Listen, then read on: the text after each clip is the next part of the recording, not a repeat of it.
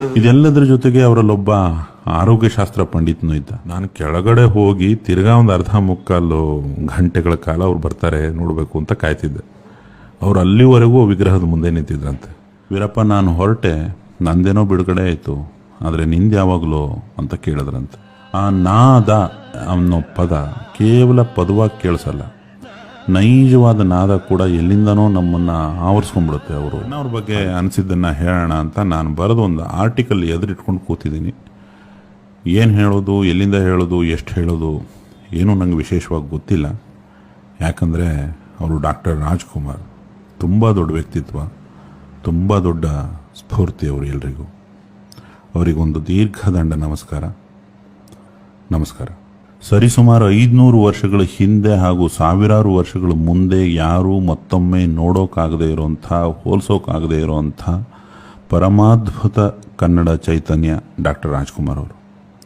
ಮೇರು ವ್ಯಕ್ತಿತ್ವ, ಮೇರು ಪ್ರತಿಭೆ, ಹೀಗೆ ಮಾತಿಗಾಗಿ ಮೇರು ಮೇರು ಅನ್ನೋ ಪದ ಬಳಸಿ ನಾವು ಎಷ್ಟೇ ಹೇಳಿದ್ರೂ ಸಾಕಷ್ಟು ವಿಷಯಗಳು ಹೇಳದೇನೆ ಹಾಗೇ ಉಳ್ಕೊಂಡ್ಬಿಡೋಷ್ಟು ವಿಸ್ತಾರವಾದ ಬದುಕು ಅವರದ್ದು.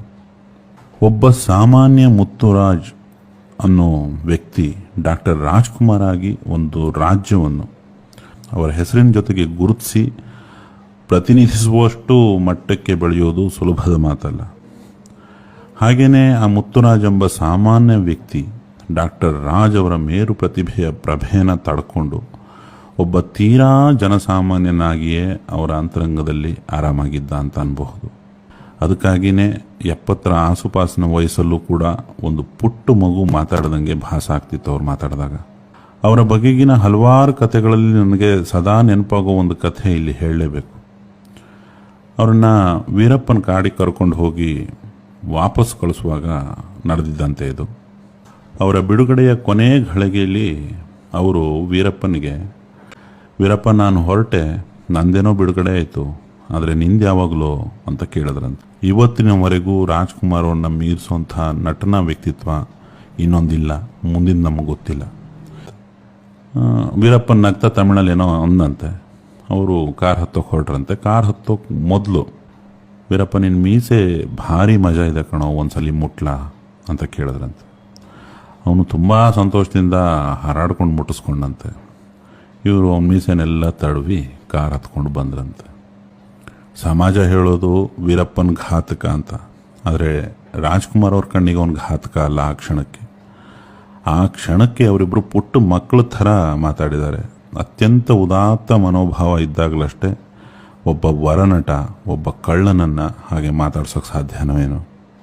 ಆ ಮನೋಭಾವದಿಂದಲೇ ಅವರು ಎಂಥವರಿಗೂ ತೀರಾ ಬೇಕಾದ ವ್ಯಕ್ತಿ ಆಗ್ತಿದ್ರು ಏನೋ.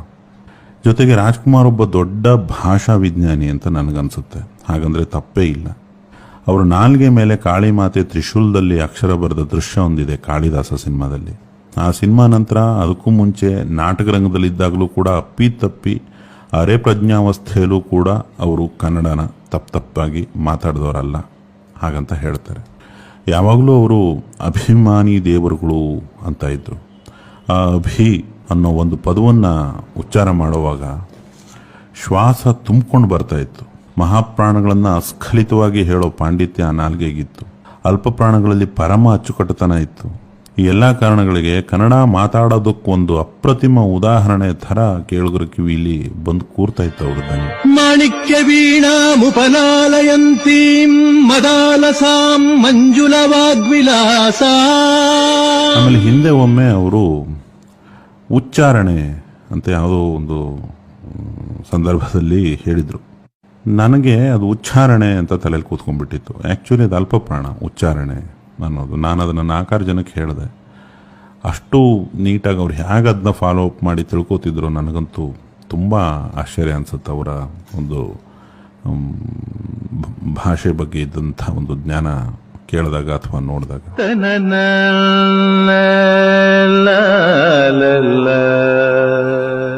ಹಾಗೇನೆ ಅವರ ಗಾಯನ ಕೂಡ ಸಿಕ್ಕಾಬಟ್ಟೆ ಉನ್ನತ ಮಟ್ಟದ್ದು ಅನ್ಬಹುದು. ಅಂದರೆ ಒಂದು 20-30 ವರ್ಷಗಳ ಕಾಲ ಕಟ್ಟು ಸಾಧನೆ ಮಾಡಿದ ಒಬ್ಬ ಪ್ರೊಫೆಷನಲ್ ಹಾಡುಗಾರ ಕೂಡ ಅಂಥ ಕರಾರುವಾಕ್ ಭಾವಪೂರ್ಣತೆ ಮೆರೆಯೋಕ್ಕಾಗೋದಿಲ್ಲ. ಹಾಗಿತ್ತು ಆ ಕಂಠ ಮಾಧುರ್ಯ. ತೀವ್ರವಾಗಿ ಪಳಗಿದ ಶಾರೀರ ಅಂತಾರೆ. ಒಂದು ಹಾಡಲ್ಲಿ ಅವ್ರು ನಾದಮಯ ಅನ್ನೋ ಪದ ಹೇಳಿದ್ದಾರೆ. ಆ ನಾದ ಅನ್ನೋ ಪದ ಕೇವಲ ಪದವಾಗಿ ಕೇಳಿಸಲ್ಲ, ನೈಜವಾದ ನಾದ ಕೂಡ ಎಲ್ಲಿಂದನೋ ನಮ್ಮನ್ನು ಆವರಿಸ್ಕೊಂಡ್ಬಿಡುತ್ತೆ ಅವರು ಹಾಡಿದ ತಕ್ಷಣ. ನಾದಮಯ ಸಂಗೀತದ ಸ್ವರದ ತಲೆ ಮೇಲೆ ನಿಂತು ಭದ್ರವಾಗಿ ಕಾಲು ಊರಿ ಅಕ್ಷರಗಳನ್ನು ಆಚೆ ಬಿಡ್ತಾ ಇದ್ರು ಅವರು. ನಾನು ಡಾಕ್ಟರ್ ರಾಜ್ಕುಮಾರ್ ಅವ್ರನ್ನ ನೋಡಿದ ಒಂದು ಇನ್ಸಿಡೆಂಟ್ ನಂಗೆ ನೆನಪಾಗ್ತಿದೆ. ಇವಾಗ ಮೊದಲನೇ ಸತಿ ನೋಡಿದ್ದು ನಾನು ಅವ್ರನ್ನ ಚಾಮುಂಡೇಶ್ವರಿ ರೆಕಾರ್ಡಿಂಗ್ ಸ್ಟುಡಿಯೋಸಲ್ಲಿ. ಅಲ್ಲಿ ಹಂಸಲೇಖ ಅವರದೊಂದು ಹಾಡನ್ನು ಹಾಡೋದಕ್ಕೆ ಬಂದಿದ್ದರು. ಆ ಚಿತ್ರದ ಹೆಸರು ನಂಗೆ ನೆನಪಾಗ್ತಿಲ್ಲ, ಬಟ್ ತುಂಬ ಸೆಮಿ ಕ್ಲಾಸಿಕಲ್ ಟಚ್ ಇದ್ದಂಥ ಹಾಡೋದು. ತುಂಬ ಚೆನ್ನಾಗಿ ಬರೆದಿದ್ರು ಹಂಸಲೇಖ ಸರ್, ಅವರು ಕೂಡ ನನ್ನ ಗುರುಗಳು. ಅಲ್ಲಿ ಅದೇನೋ ಇಂಜಿನಿಯರ್ಸು ಮಾತಾಡಿ ಇವತ್ತು ಹಾಡಿಸೋದು ಬೇಡ, ಆ ಹಾಡು ಇಂಚೂರು ರಿಪೇರಿ ಇದೆ ಅಂತೇನೋ ಹೇಳ್ತಿದ್ರು ಹಂಸಲೇಖ ಸರ್ಗೆ.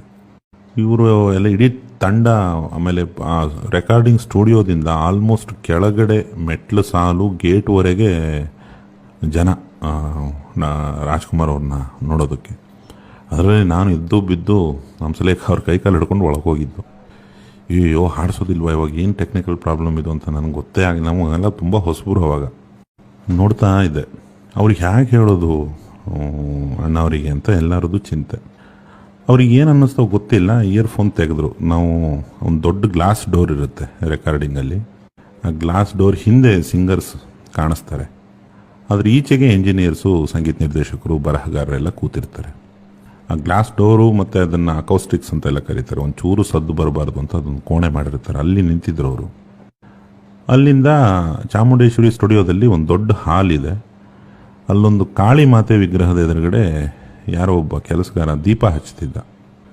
ಅವನು ದೀಪ ಹಚ್ಚಿ ಹೋದ, ಅದು ಕಾಣಿಸ್ತೋ ಏನೋ ಅವ್ರಿಗೆ ಮೋಸ್ಟ್ಲಿ. ಅಲ್ಲಿ ಬಂದು ಆ ದೀಪದ ಎದುರುಗಡೆ, ಆ ವಿಗ್ರಹದ ಎದುರುಗಡೆ ಸುಮ್ಮನೆ ನಿಂತಿದ್ರು. ಅಲ್ಲೇ ನೋಡಿದ್ದ ಬಿಳಿ ಪಂಚೆ ಶರ್ಟು, ಆಮೇಲೆ ಒಂದು ಕೈ ಕಟ್ಕೊಂಡು ನಿಂತಿದ್ರು, ಆ ದೀಪನೇ ನೋಡ್ತಿದ್ರು. ಸ್ವಲ್ಪ ಹೊತ್ತಿಗೆ ಬರ್ತಾರೆ ಹೇಳಬೇಕು ಅಂತೆಲ್ಲ ಇತ್ತು. ಇಲ್ಲೇನೋ ಡಿಸ್ಕಷನ್ಸ್ ನಡೀತಾನೆ ಇತ್ತು, ನಾನು ಅವ್ರನ್ನೇ ನೋಡ್ತಾ ಇದ್ದೆ. ಸರಿ ಸುಮಾರು ಒಂದು 15 ನಿಮಿಷ ನಿಂತಿದ್ರು. ಇವರು ಹಂಸಲೇಖ ಸರ್ ಹೋಗಿ ಹೇಳಿದ್ರು, ಇವತ್ತು ಬೇಡ ಅಂತೇನೋ ಹೇಳಿದ್ರು. ನಮಗೆಲ್ಲ ಸೈಲೆಂಟಾಗಿ ಕಾಣಿಸ್ತಿತ್ತು ಅದು. ಆಯಿತು ಅಂಥೇಳಿ ಹೊರಟರು. ಎಲ್ಲರೂ ಟೀಮ್ನವರೆಲ್ಲ ಹೊರಟೋದ್ರು, ಬಟ್ ಅವ್ರು ಮಾತ್ರ ಅಲ್ಲೇ ನಿಂತಿದ್ರು. ಅವರು ಡಾಕ್ಟರ್ ರಾಜ್ಕುಮಾರ್ ಅವ್ರ ಕಡೆಯವರೆಲ್ಲ ಬಂದು ಹಾಗೆ ನಿಂತಿರ್ತಾರೆ. ಸ್ವಲ್ಪ ಹೊತ್ತಿಗೆಲ್ಲ ನಡೀರಿ ಅಂತ ಕೆಳಗಡೆ ಕರ್ಕೊಂಬಂದರು. ನಾನು ಕೆಳಗಡೆ ಹೋಗಿ ತಿರ್ಗಾ ಒಂದು ಅರ್ಧ ಮುಕ್ಕಾಲು ಗಂಟೆಗಳ ಕಾಲ ಅವ್ರು ಬರ್ತಾರೆ ನೋಡಬೇಕು ಅಂತ ಕಾಯ್ತಿದ್ದೆ. ಅವ್ರು ಅಲ್ಲಿವರೆಗೂ ವಿಗ್ರಹದ ಮುಂದೆ ನಿಂತಿದ್ರಂತೆ. ಆಮೇಲೆ ನಮ್ಮಗಳಿಗೆ ಕಳಿಸ್ಬಿಟ್ರು ಅಲ್ಲಿಂದ. ಹಾಗೆ ಇನ್ನೊಂದು ಸತಿ ಅವರು ಇಂಡಸ್ಟ್ರಿ ತುಂಬ ತೊಂದರೆಲಿತ್ತು ಅವಾಗ, ಪರಭಾಷೆ ಹಾವಳಿ, ಅದರ ವಿರುದ್ಧ ಒಂದು ಧರಣಿ ಸತ್ಯಾಗ್ರಹ ಎಲ್ಲ ನಡೀತಾ ಇತ್ತು. ಆ ಟೈಮಲ್ಲಿ ಕೆಂಪೇಗೌಡ ರೋಡಿಗೆ ಚಿತ್ರರಂಗದವರಿಗೆ ಸಪೋರ್ಟ್ ಮಾಡೋದಕ್ಕೆ ಅಂತ ಜಾಥಾ ಹೊರಟಿಸಿದ್ರು. ಆ ಜಾಥಾದ ನೇತೃತ್ವ ವಹಿಸಿದ್ರು ಅವರು. ಅಲ್ಲೂ ಅಷ್ಟೇ ಮೈಕ್ ಹಿಡ್ಕೊಂಡು ತುಂಬ ಕಡಿಮೆ ಮಾತುಗಳಲ್ಲಿ ಅದರ ಮಹತ್ವ ಹೇಳಿದರು, ಕನ್ನಡ ಚಿತ್ರರಂಗದ ಮಹತ್ವ. ಅದು ಅವ್ರು ಏನೇ ಮಾತಾಡಿದ್ರು ಅಷ್ಟು ಒಂದು ಪ್ರೀತಿ ಇರೋದು ಅದರಲ್ಲಿ, ಅಷ್ಟು ತುಂಬ ಬಲವಾದ ಕಮ್ಯುನಿಕೇಷನ್ ಇರೋದು. ಅವರೊಂದು ಲ್ಯಾಂಗ್ವೇಜನ್ನು, ಒಂದು ವಿಷಯ ಕಮ್ಯುನಿಕೇಟ್ ಮಾಡೋದಕ್ಕೆ, ಒಂದು ವಿಷಯನ ಮತ್ತೊಬ್ಬರಿಗೆ ಹೇಳೋದಕ್ಕೆ ಅಷ್ಟು ಪ್ರಬಲವಾಗಿ ಬಳಸ್ತಿದ್ರು ಕನ್ನಡನ. ಆ ಒಂದು ಕಾರಣಕ್ಕೆ ಅವ್ರಿಗೆ ಮತ್ತೊಮ್ಮೆ ಮುಗಿದೊಮ್ಮೆ ದೀರ್ಘ ದಂಡ ನಮಸ್ಕಾರ. ಇದೆಲ್ಲದರ ಜೊತೆಗೆ ಅವರಲ್ಲೊಬ್ಬ ಆರೋಗ್ಯಶಾಸ್ತ್ರ ಪಂಡಿತನೂ ಇದ್ದ. ಸಾಮಾನ್ಯವಾಗಿ 50 ದಾಟಿದ ನಟರು ಏನೋ ಒಂದು ಸುಸ್ತಲ್ಲಿ ಎಲ್ಲ ಸಾಕ್ಬಿಡಪ್ಪ ಅತ್ಲಾಗ ಹೋಗ್ರೋ ಅಂತ ಅನ್ನೋ ಮನಸ್ಥಿತಿಗೆ ಜಾರ್ಕೋತಾ ಇರ್ತಾರೆ. ಅವ್ರು ಹಾಗಿರಲಿಲ್ಲ. ಜನರು ನನ್ನನ್ನು ಗಮನಿಸಿ ನೋಡ್ತಾರೆ, ಪೂಜಿಸ್ತಾರೆ, ಪ್ರೀತಿಸ್ತಾರೆ. ಆ ಕಾರಣಕ್ಕಾಗಿ ನನ್ನ ಮೈ ಮುಖ ನೆಟ್ಟಗಿರಬೇಕು ಅಂತ ದೃಢವಾಗಿ ನಂಬಿದ್ರು. ಆ ಕಾರಣಕ್ಕಾಗಿ ಯೋಗಾಭ್ಯಾಸದ ಮೊರೆ ಹೋಗಿದ್ರು. ಆ ಯೋಗದ ತಳ ಬುಡ ಶೋಧನೆ ಮಾಡಿ ಯೋಗ ಪಂಡಿತರೇ ಆಗಿದ್ರು. ಆ ವಯಸ್ಸಿನಲ್ಲಿ ಅದನ್ನು ಕಲಿತು ಅಳವಡಿಸ್ಕೊಂಡು ಇನ್ನಷ್ಟು ಹುಮ್ಮಸ್ಸು ಪ್ರಭಾವಳಿ ಬೀರ್ತಾರೆ ಅಂದರೆ ಅದು ಸಾಮಾನ್ಯದ ವಿಷಯ ಅಲ್ವೇ ಅಲ್ಲ. ತುಂಬ ಚೆನ್ನಾಗಿ ಬೇಕಾದ ಊಟ ಮಾಡಿ ಅದನ್ನು ಅರಗಿಸೋ ದೇಹ ರಹಸ್ಯ ಹೆಂಗೋ ತಿಳ್ಕೊಂಡ್ಬಿಟ್ಟಿದ್ರಂತೆ ಅವರು. ದೇಹದ ಜೊತೆ ಮನಸ್ಸಿನ ಪ್ರಾಬಲ್ಯ, ನೆವರ್ ಎಂಡಿಂಗ್ ವಿನಯ, ಅಸೀಮ ವಿನಯ, ಅದರದ್ದು ಆ ವಿನಯನ ಗಳಿಸೋದಕ್ಕೆ ಯೋಗದಲ್ಲಿ ಮುಳುಗೆದ್ದು ಅದನ್ನೆಲ್ಲ ಜನಕ್ಕಾಗಿ ಮಾಡ್ತಾ ಇರೋದು, ಅದು ಯಾರಿಗೆ ಸಾಧ್ಯ? ಅಂಥವ್ರಿಗೆ ಮಾತ್ರ ಸಾಧ್ಯ. ಈ ಕಾರಣಕ್ಕಾಗಿ ಅವರನ್ನು ಆರೋಗ್ಯಶಾಸ್ತ್ರ ಪಂಡಿತರು ಅಂತ ಅಂದಿದ್ದು ನಾನು. ಅವ್ರ ಕಣ್ಣಲ್ಲಿ ಒಂದು ಆಳವಾದ ಯೋಗಿಕ್ ಮಿಂಚಿತ್ತು, ಅದೇ ಸಾಕ್ಷಿ ಅದಕ್ಕೆ. ಯಾವುದೇ ನಟನ ನಾವು ದನಿ, ಮೈಕಟ್ಟು, ಕೈ, ಬಾಯಿ, ಪಾಪ್ಯುಲಾರಿಟಿ, ಹಳೆ ಡೈಲಾಗು, ಹಾಡು, ಹಾವ ಭಾವ, ದಂತಕಥೆ ಇತ್ಯಾದಿಗಳಿಂದ ಗುರುತಿಸ್ತೇವೆ.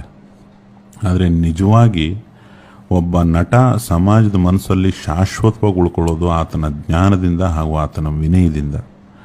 ಆತ ಹೇಗೆ ಚಿಂತಿಸ್ತಿದ್ದ, ಹೇಗೆ ಬಾಳ್ತಿದ್ದ, ಇದೆಲ್ಲದರಿಂದ ಆ ನಟನ ನಾವು ಗುರುತಿಸ್ತೀವಿ.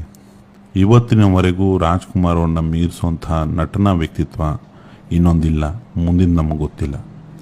ಹೀಗೆ ಹೇಳೋಕ್ಕೆ ಕಾರಣ ಏನು ಅಂದರೆ, ಪಾತ್ರಗಳನ್ನು ನಾವು ಪಾಪ್ಯುಲಾರಿಟಿನ ಇತ್ಯಾದಿಗಳ ಬಗ್ಗೆ ಯೋಚನೆ ಮಾಡ್ತಾ ನೋಡಿದಾಗ ಅದನ್ನೆಲ್ಲ ಮೀರಿದ ಯೋಚನೆ ಡಾಕ್ಟರ್ ರಾಜ್ಕುಮಾರ್ ಅವರಿಗಿತ್ತು. ಅವೆಲ್ಲದರಿಂದ ರೂಪುಗೊಂಡಂಥ ಒಂದು ಗಾಢವಾದ ವ್ಯಕ್ತಿತ್ವ ಅದು. ಆ ಛಾಪು, ಆ ತೇಜಸ್ಸನ್ನೇ ಎಲ್ಲ ತಲೆಮಾರುಗಳು ಫಾಲೋ ಮಾಡೋದು. ಇನ್ನು ಮತ್ತಷ್ಟು ಹೇಳೋದಾದರೆ, ಅವರೊಬ್ಬ ಪರಮಾದ್ಭುತ ಗಂಡ, ಉತ್ತಮ ಮಗ, ಅತ್ಯದ್ಭುತ ಅಪ್ಪ, ಅದ್ವಿತೀಯ ತಾತ, ಸಾಧಾರಣ ಸಂಸಾರಸ್ಥ. ಅವರಲ್ಲಿ ಸಿನಿಮಾ ವ್ಯಾಪಾರ ಬಲ್ಲಂಥ ವ್ಯವಹಾರ ತಜ್ಞ ಕೂಡ ಇದ್ದ. ಎಷ್ಟೋ ಕತೆಗಳನ್ನು ಕೇಳಿ, ಎಷ್ಟೋ ಕತೆಗಳಲ್ಲಿ ನಟಿಸಿ, ಹಲವು ಪುಸ್ತಕಗಳನ್ನು ಯಾರಿಂದಲೋ ಓದಿಸಿ, ಸ್ವತಃ ಓದಿ, ಸಂಗೀತ, ಸಾಹಿತ್ಯ, ಸಿನಿಮಾಗಳಲ್ಲೆಲ್ಲ ಸಾಹಿತ್ಯಿಕ ಅಂಶಗಳನ್ನು ದಿನಂಪ್ರತಿ ಸೇವಿಸಿ ಬೆಳೆದ ಜೀವ ಅದು. ಒಂದರ್ಥದಲ್ಲಿ ಸಾಹಿತ್ಯದಲ್ಲಿ ಕೂಡ ಬಲ್ಲಿದ ಅವರು. ಬಾಳು ಬೆಳಕಾಯಿತು, ಬಾಳು ಬೆಳಕಾಯಿತು. ಇದೆಲ್ಲದರ ಮೇಲೆ ಅವರಂದ್ರೆ ಮನಸ್ಸಿಗೆ ಬರೋದು ಒಂದು ಬಿಳಿ ಪಂಚೆ, ಒಂದು ಬಿಳಿ ಅಂಗಿ ತೊಟ್ಟ ಶಾಂತ ಚಿತ್ತದ ಒಬ್ಬ ದಿವ್ಯ ಸಂತನ ಚಿತ್ರ. ಸಾಕು. ಎಲ್ಲದನ್ನು ಹೇಳ್ತಾ ಹೋದರೆ ಅದು ಮುಗಿಯೋದಿಲ್ಲ. ಚೂರುಪಾರು ಉಳಿದಿದ್ರೆ ಉಳಿದೋಯ್ತಲ್ಲ ಅನ್ನೋ ಒಂದು ಅತೃಪ್ತಿಗಾದರೂ ಅವ್ರ ಬಗ್ಗೆ ಇನ್ನಷ್ಟು ನಾವು ತಿಳ್ಕೋಬಹುದು. ಇಲ್ಲಿ ಈ ಪಾಡ್ಕಾಸ್ಟಲ್ಲಿ ಅವ್ರ ಬಗ್ಗೆ ತುಸು ಕಾಲ ಧ್ಯಾನಿಸಿದ್ದೇ ಏನೋ ಒಂಥರ ಪರಮಸುಖ. ಅವರಿಗೊಂದು ಹೃತ್ಪೂರ್ವಕ ನಮನ ಹಾಗೂ ಧನ್ಯವಾದ.